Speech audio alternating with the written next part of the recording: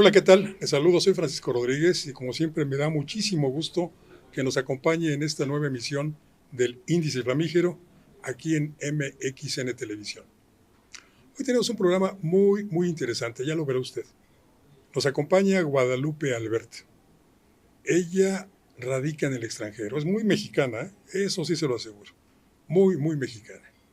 Radica en el extranjero porque pues ha tenido cargos diplomáticos después de una muy fructífera carrera burocrática en las secretarías de Hacienda, de Relaciones Exteriores, durante más de 3 décadas y media. Fue actriz importante de muchos cambios en nuestro país. Y hoy, radicando en Europa y recién llegadita de allá, nos viene a compartir la visión que de nuestro país ha habido y hoy existe ante el mundo. Guadalupe Albert, espero que esta presentación haya sido correcta. Correctísima, gracias Francisco por invitarme, gracias a tu auditorio. Es de verdad un gusto, Guadalupe, que nos vemos cada año. Nos vemos cada año, Fran. Cada año que vienes y me haces el favor de compartir conmigo el pan y la sal, como dicen los clásicos. El pan y la sal y además una cantidad de información que nos gusta compartir a ti y a mí. Así es. Y hoy queremos que la compartas también con el público. Encantada. ¿Cómo se veía México en el mundo hasta antes de 2018? Bueno, antes de 2018 es como muy corto. Yo te podría hablar cómo se veía el mundo antes de 2000, cuando se inicia el Tratado de Libre Comercio, cuando México decide incorporarse a lo que ya era una negociación entre Canadá y Estados Unidos. Canadá y Estados Unidos empezaron en 1992 y México decide tomar parte de ese grupo de intercambio comercial y empieza una etapa interesantísima porque somos parte negociadora, negociamos, entramos, cosa que todo el mundo ya sabe, no tenemos por qué entrar en detalles en este momento, pero teníamos que hacer una campaña importante de posicionamiento de México porque estábamos firmando el tratado más importante que se estaba firmando en el mundo en ese momento. Hablas de posicionamiento. Yo recuerdo que en 1968, cuando se celebran en México las Olimpiadas, vi en algún noticiero de televisión que en Italia consideraban que México estaba en África. Sí. Porque México no estaba posicionado ante los ojos de los demás habitantes del planeta. Es hasta después de 68, obviamente, se posicionó México con aquellos maravillosos Juegos Olímpicos. Así es. Pero ese impasse hasta el 2000, México se le veía pues nada más como la sede de los Juegos y hasta ahí. Mira, yo no estoy muy segura cómo se veía en ese momento México. Lo que sí te puedo decir es que en Estados Unidos no nos conocían. En Estados Unidos tú decías, soy mexicana, y decían, oh, yes, New Mexico. No, mexicana. Y no sabían. Entonces tuvimos que hacer campaña desde Estados Unidos. Si te confundían con un miembro de un estado de la Unión. Nos confundían con un miembro de la Unión porque tiene el mismo nombre. Y entonces empezamos a hacer campaña de publicidad en Estados Unidos y luego en Canadá para que entendieran que íbamos a ser socios comerciales. Entonces fue muy interesante porque empezamos desde lo que ellos llaman grassroots, desde abajo a comercializar. Claro, también vale la pena mencionar que en Estados Unidos conocen a los mexicanos y México en la parte sur. ¿Por qué? Por la comida, porque pues era parte de México, California, Texas, Arizona, etcétera. Entonces sí nos conocían en ese momento, pero muy superficialmente, ¿sí? No había un conocimiento real del potencial que éramos, de la gran potencia y de lo grande que fue haber hecho este tratado con ellos. Entonces, creo que se hizo una campaña importante, creo que se hizo un posicionamiento importante en los 5 continentes. Trabajamos muy de cerca con embajadas, trabajamos muy de cerca con oficinas comerciales de Bancomext, trabajamos muy de cerca con todos nuestros socios. Teníamos varias empresas que ya estaban en México y entonces con ellas hacíamos también campañas. Y de esa manera le enseñamos al mundo que éramos un país importante, un país geopolíticamente bien posicionado y que teníamos un potencial enorme. Y a partir de ahí empezamos a firmar tratados de libre comercio, no solamente con Estados Unidos y Canadá, sino varios con Europa, con Israel. O sea, creo que México hoy por hoy tiene un promedio de 11 o 12 tratados comerciales individuales, o seguramente más. Seguramente más. Sí. Sí. ¿Y esa visión de México, de ese potencial que tenía México, ha variado? Mira, yo creo que ha variado. Yo creo que ha variado México, pero ha variado también el mundo. Sí, o sea, a mí me parece justo poner a México en el contexto global, porque no solamente México está cambiando, está cambiando la geopolítica, está cambiando los intereses, están cambiando los mercados, ¿sí? Se están posicionando más unos, se están retrayendo otros. Vimos lo que pasó con Gran Bretaña hace unos años, que salieron de la Comunidad Económica Europea. El Brexit. Entonces, creo que es justo hablar de qué está pasando en el mundo y en ese mundo y en ese contexto global, ¿cómo está México?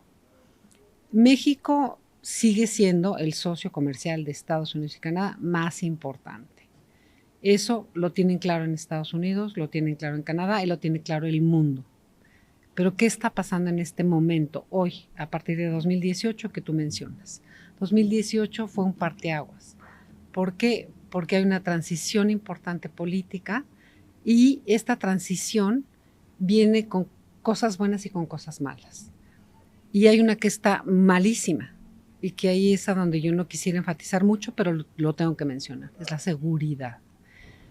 En México estamos viviendo un cambio que está afectando a la sociedad brutalmente, que es la infiltración del narcotráfico.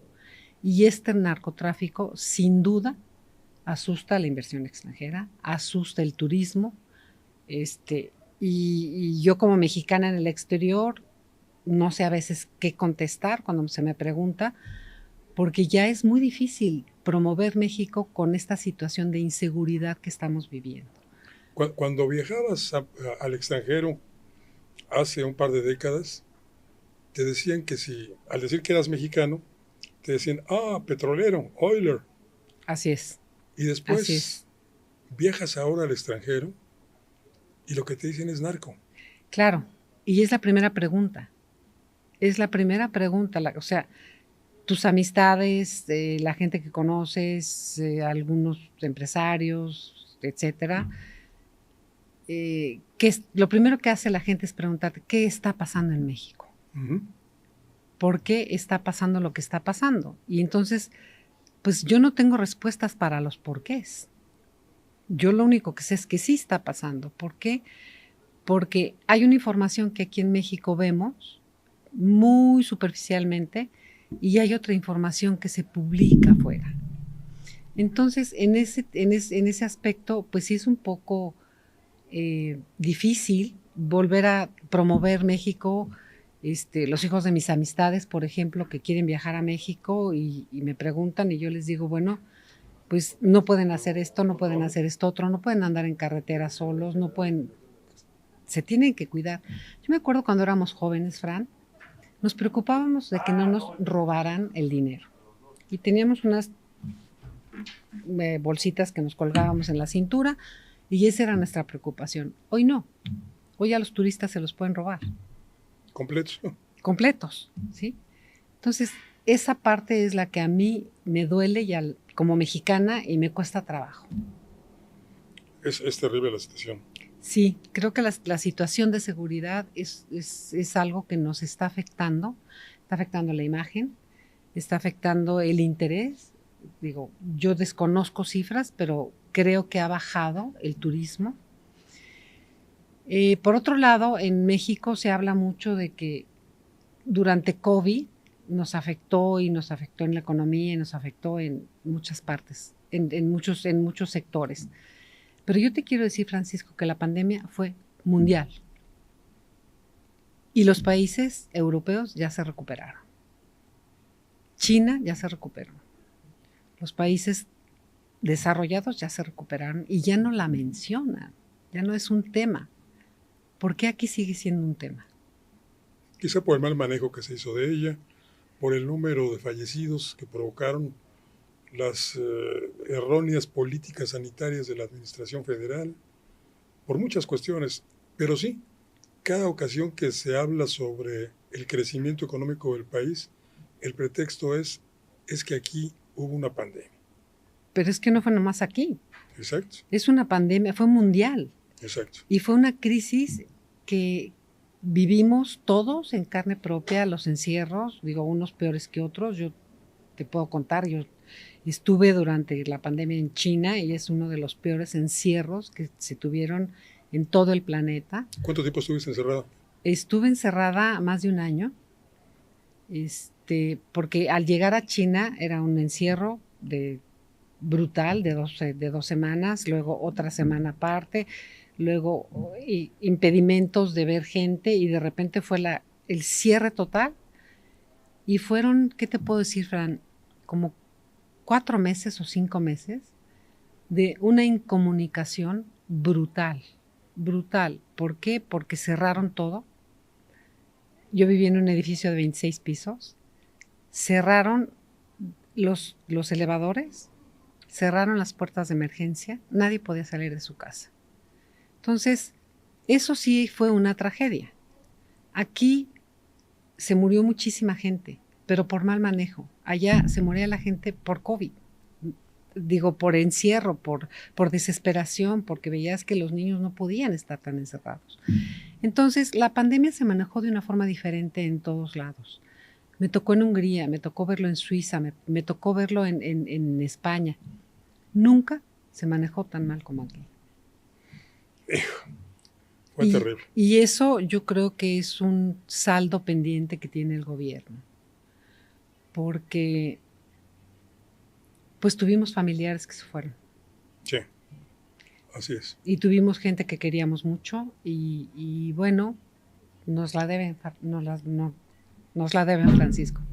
1 millón de muertos. 1 millón de muertos. 300,000 que se murieron de más durante la pandemia. Eso es una barbaridad. 200,000 por la violencia desatada en el país y otros 500,000 sí, que también se llevó la pandemia. Y si comparas esta cantidad de muertos que llevamos en México desde 2018 a los muertos en una guerra, pues nosotros no estamos en guerra. ¿Por qué? Yo creo que sí estamos en guerra. Guadalupe Albert, ¿te parece si hacemos una pequeña pausa y enseguida volvemos? Encantada, gracias, Francisco. Aquí los esperamos, no se vayan.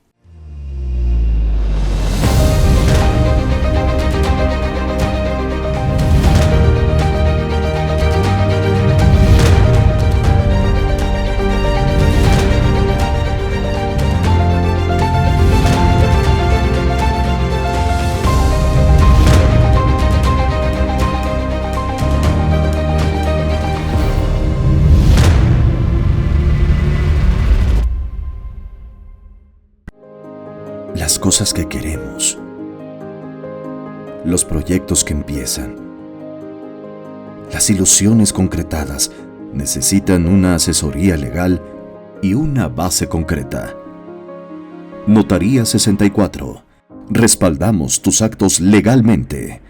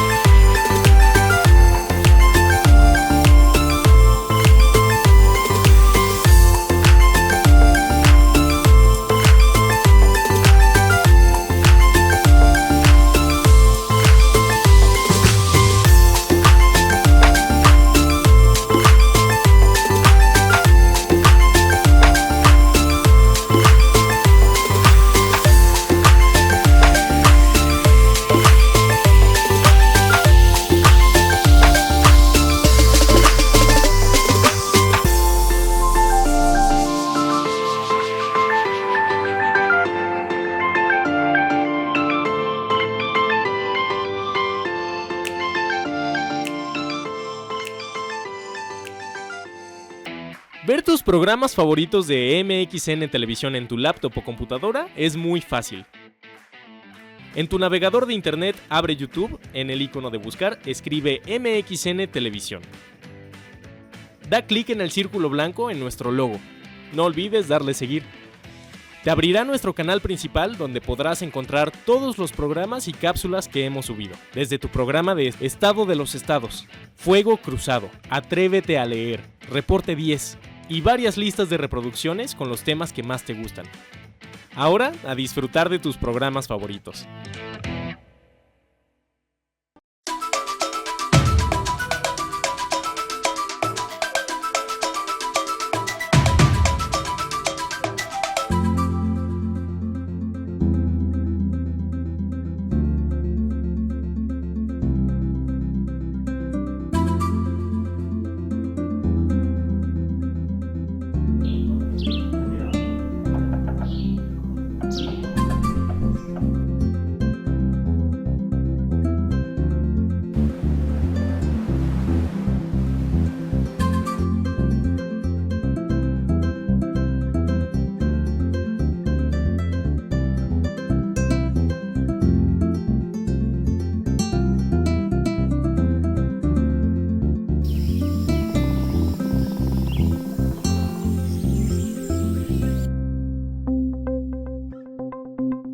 Quintana Roo vive.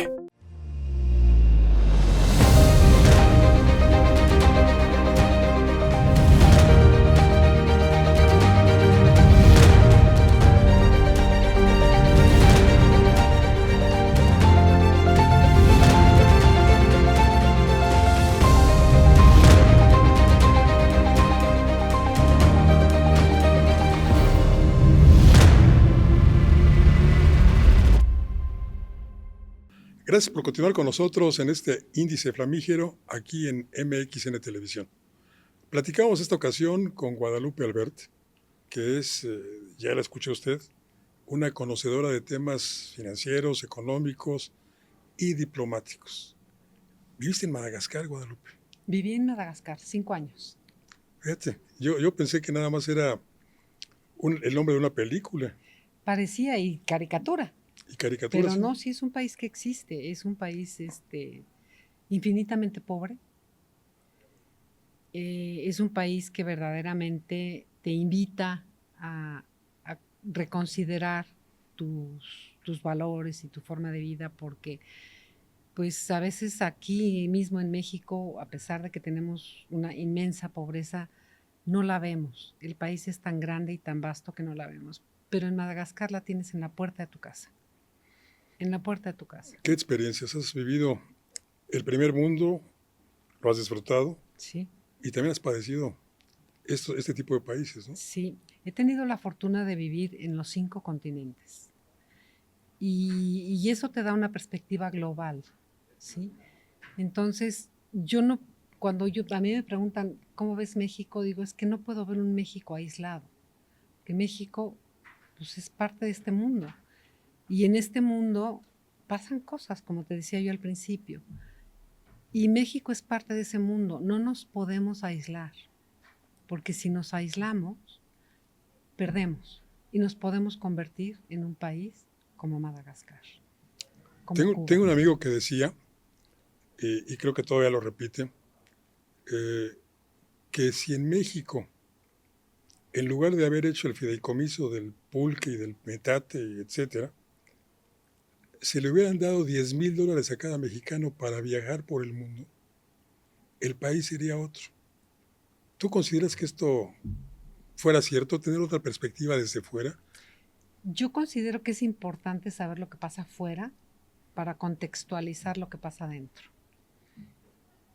Cuando no sabes qué pasa en el mundo y cómo se desarrollan las civilizaciones en diferentes puntos, pues entonces seguramente te amargas y piensas que lo que está pasando en tu país, en tu cultura, en donde tú estás, es lo peor.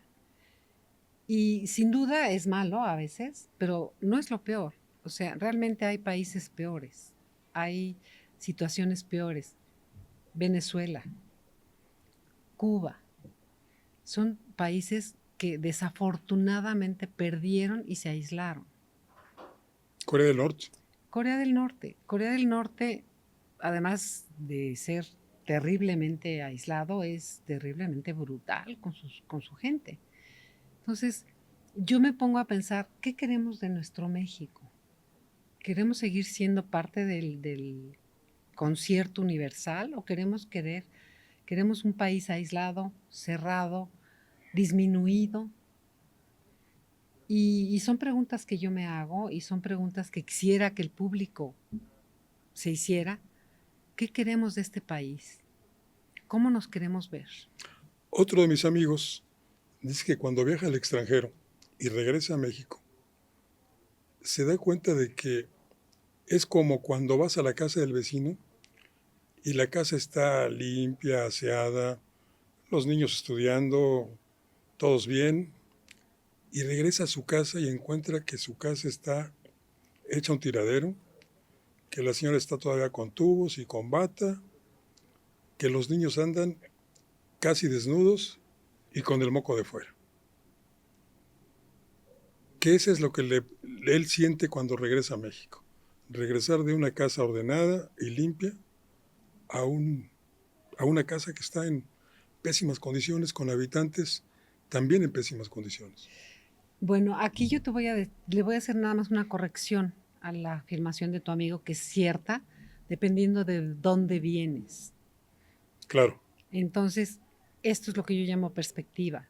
Si tú vienes de los países europeos súper desarrollados, como por ejemplo Suiza, Dinamarca, España, Inglaterra, Francia. llegas y ves a la señora con tubos. Pero también hay otros peores. Y ese es el miedo, ¿ves? Que nosotros nos estemos acercando a los peores y no a los mejores. Porque nosotros, aunque mucha gente piense que no podemos ser aspiracionistas, sí debemos aspirar a lo mejor. Claro. Debemos aspirar a la excelencia. Está en nuestra naturaleza, el aspirar a ser mejores. Es que yo creo que sí. Es nuestra naturaleza, no nos pueden decir, no aspires. Es como decirte, no respires. Yo creo que sí, yo creo que tienes razón, Francisco. Yo vengo de una familia de clase media, todos trabajamos, lo que tenemos lo hemos hecho a partir de nuestro trabajo y no hemos hecho mucho, hemos hecho lo que nos ha tocado hacer por nuestro trabajo y creo que mi sentir es el sentir de muchos mexicanos y creo que podemos llegar a ser si nos preparamos, si estudiamos, si respetamos. O sea, para mí uno de los grandes valores es el respeto. Pero entonces, ¿qué es el respeto? El respeto a mi persona, el respeto a mi familia, el respeto a mi sociedad, a mi cultura, a mi país. Y si respetas, amas. Y si lo amas, lo cuidas. Claro. Entonces, creo que esa parte se nos olvida a veces, ¿sí? Creo que el pensar que muchas personas quieren que se les den las cosas ya digeridas, pues no, porque no te ayuda a querer y a amar lo que te están dando. Nada más lo tienes, Claro. pero no lo amas. Entonces... y no lo conservas. Y no lo conservas y no lo valoras. No lo valoras, Francisco. Guadalupe, en esta interconexión de México con el resto de los países, ¿qué tanto influyen en este momento los resultados de las elecciones en los Estados Unidos? Hay dos competidores, uno de los cuales, el señor Donald Trump, pues ataca constantemente como eslogan de campaña a nuestro país, diciendo que llegan a Estados Unidos asesinos y prófugos de las instituciones de salud mental. Y del otro lado tenemos una señora Kamala Harris, que ha intentado establecer una política migratoria también de contención hacia la migración. ¿Con cuál de ellos, en caso de ganar, nos iría peor? No mejor, sino que nos iría peor. Mira, no tengo la respuesta a tu pregunta, pero sí te puedo contar lo que yo contesto cuando me preguntan. ¿Qué es peor? ¿Los demócratas para México o Trump? Trump pertenece a ese nuevo boom de populistas que se han dejado venir, como yo no sé qué, hace unos años, que estamos viendo que hay muchos populistas en el mundo, Ujú. y son tanto de derecha como de izquierda. Así es. Entonces, Trump está en esa categoría.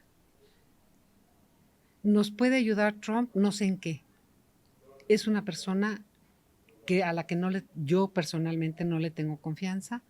Es una persona que me parece que dice cosas que no tienen sentido. O sea, tiene forma de probar que llega gente de las instituciones médicas, tiene forma de probar que son asesinos, tiene forma de probar de qué países vienen. Pues no lo tiene. Entonces, está diciendo cosas de campaña. No son... Y le habla a un auditorio muy específico, a lo que allá sería el pueblo bueno y sabio. No, fíjate, perdóname que te contradiga, les A ver. habla a los blancos, a los que allá les llaman WASP, WASP, que son, Whites Wa- Anglo-Saxon que son- Protestants, exacto, blancos, anglosajones, protestantes. protestantes. Ese es su mercado. La que les habla al pueblo bueno es Kamala Harris. Y entonces, aquí yo tengo conflicto. ¿Qué es pueblo bueno? ¿Qué es pueblo malo? ¿Yo a qué pertenezco? ¿Yo por qué no sería pueblo? ¿Y por qué no serías buena? ¿Y por qué no sería buena? O sea, ¿por qué tendría yo que ser diferente a la gente tan hermosa que tenemos en este país? ¿Por qué Kamala Harris no me hablaría a mí? ¿Por qué Trump me hablaría a mí? ¿Sí me entiendes? Claro. Yo como comunicóloga tengo un gran respeto al lenguaje y al auditorio y entonces las palabras tienen un peso muy específico y la forma en la que las dice Trump son muy ofensivas Así es. y son ofensivas en el mundo. Pero ¿a quién le está hablando Trump? ¿A los otros populistas? Seguramente. O sea, Se van bien entre ellos. Ahí ves el caso de Milei, ahí veías el caso de Bolsonaro así en es, su relación con Donald Trump. así es. El húngaro, Así es, también. que también es un muy buen populista, Y no lo soslayemos. Y López Obrador. y López Obrador. Entonces, si pones en contexto que Trump es extrema derecha y López Obrador es extrema izquierda, ¿Tú crees? Yo no creo. bueno, pues ok, él habla al pueblo bueno porque es populista de izquierda, ¿no? Supuesta izquierda. Ha tomado Bueno, decisiones. él personalmente no es, pero está queriendo llevar a México a una izquierda Sí, radical. a lo que muchos ya llamamos el narcosocialismo del siglo XXI. Ahora yo te voy a entrevistar a ti. Se vale. Platícame qué es eso del narco, porque esa no la conozco. Bueno, pues son los postulados del Foro de Sao Paulo, que luego se convierte en Grupo Puebla, Ok, aderezados, condimentados ok, con el narcotráfico. así está. Países como Venezuela, como Colombia, como México, que lamentablemente sufren de la violencia desatada por el narcotráfico y que comercian sus drogas con los Estados Unidos. Sí, hablando de la región, ese es el contexto. Y hablando de lo que tú me estás diciendo, puedo pensar que en Europa los países del este son los países que tienen que les podemos poner Narcosocialismo del siglo sí, XXI. así ¿Sí? es. Exacto. Porque por allá también es donde están los narcotraficantes. Dicen que los mexicanos están coludidos con los de Europa del Este. Se dicen muchas cosas de las que yo no tengo mucha información, por lo cual no quisiera hablar. Claro. Pero sí, lo que dicen los medios es que el cartel de Sinaloa es el cartel más importante del mundo hoy por hoy. Entonces, ¿nos preocupamos o no nos preocupamos? Yo creo que sí. Oye, Guadalupe, y cambiando el tema, Canadá. Canadá es un país bien interesante al que tenemos que tener muy cerca y tenemos que cuidar, porque Canadá no hace mucho ruido, pero reacciona a las agresiones. Y lo acabamos de ver. ¿Qué sucedió después de que empezaron estas negociaciones o este tema de la reforma al sistema judicial. Canadá dio su opinión, México no estuvo de acuerdo y acto seguido Canadá cierra la frontera para los trabajadores migratorios. No dijo nada, no hizo nada, nada más lo hizo. En meses anteriores hubo también un intercambio de algo que no les gustó, nos pusieron visa a los mexicanos. Entonces, Canadá es como cuando estábamos en las negociaciones, me voy a ir para atrás, el embajador de Canadá en México se refería a Canadá como el castorcito.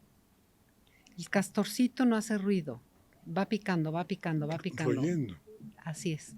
Y entonces ellos son como castorcitos, pero no se dejan. No se dejan. El castorcito, el jabalí y el puercoespín. Así es. Así es. En voz del ex embajador David. Así es. Entonces, todo un zoológico. Todo un zoológico, pero además te quiero decir cosas que a lo mejor la audiencia no conoce. Cuando nosotros, como México, entramos a negociar, tuvimos que negociar primero con los canadienses, porque ellos no querían. Para los canadienses fue difícil aceptarnos. Entonces, no creo que vaya a ser muy difícil para ellos decir, saben que ya.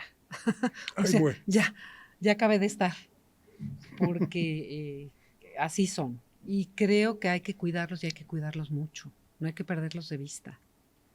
¿Qué perspectiva para un futuro próximo y uno a más largo plazo? ¿Perspectiva para México? Para México, claro.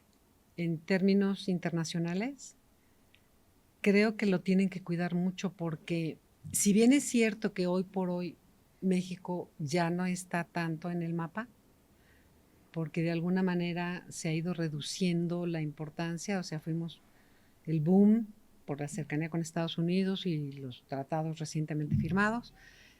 Hoy nos ven con cierto recelo, ¿sí? El tema de seguridad sí es un tema importante. Si tú me preguntas, ¿tú qué quisieras? Yo te diría, Francisco, yo lo que quisiera es que volviéramos a ser parte del concierto internacional, que volviéramos a tener esa proactividad que tuvimos en algún momento para tener esa visibilidad, porque no perdamos de vista qué mantiene al mundo ocupado hoy. La guerra en Ucrania, que está muy fuerte, a los europeos los tiene muy ocupados. La guerra en Medio Oriente, o sea, tener dos guerras en este momento, pues claro, nos quitan visibilidad, también no somos tan importantes. Pero podríamos ser partícipes, ¿me entiendes? Podríamos estar más podríamos inclusive participar en ayudar a los ucranianos, tomar partido, decir... Bueno, aquí se ha tomado partido por la vieja Rusia. Que, pues por la vieja Rusia no podemos hacer nada, pero por Ucrania podemos hacer mucho. Y también, en cierto aspecto, también se ha tomado partido por Palestina. Mira, de esos temas es tan difícil opinar porque nosotros, la gente de nuestra generación, tenemos como muy claro y todavía muy fresco vemos lo que pasó con Israel y con los judíos durante la Segunda Guerra Mundial. Y entonces yo solamente tengo una pregunta. ¿Quién está bien aquí? Muy difícil de contestar. Es una pregunta que no tiene respuesta, pero si pones otra vez el tema Israel en el contexto internacional, pues puedes o no justificarlos. ¿Sí? Puedes pensar a lo mejor, bueno, ya están hartos de que les quiten, de que los agredan, de que entonces están a lo mejor tratando de poner un orden en este momento. No lo sé, Francisco, pero no. digo... Imposible saber, lo que sí sabemos es el descontento del pueblo de Israel con sus gobernantes. Así es. Por haberlos embarcado en una guerra que no, al parecer no tiene fin. Y lo que ya tiene fin es el programa. Qué pena, porque podíamos seguir aquí otro ratito. Hombre. ¿Le dimos más café? ¿Y tú un té? Gracias, Francisco. Y seguimos. Encantada, yo regreso cuando tú quieras. Encantada de la vida. el año próximo que regreses a México. Aquí estaré contigo y con tu auditorio. Gracias, Guadalupe Albert. Gracias a ti, Francisco. Gracias, auditorio. Y gracias a usted que nos acompañó. Lo espero la próxima semana en otra emisión de este Índice Flamígero. Le prometo que será casi tan interesante como este.